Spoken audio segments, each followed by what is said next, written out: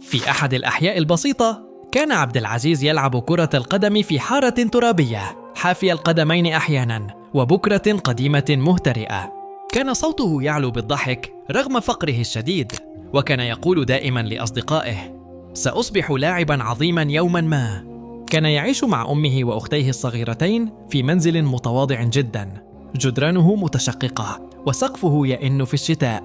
ومع ذلك كانت أمه تقول له دائماً: الفقر ليس عيباً يا بني، وإنما العيب أن تستسلم.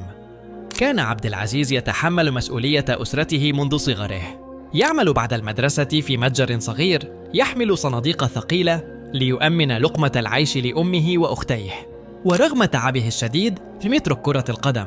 كان يذهب إلى الحارة كل يوم ويلعب حتى يحل الظلام.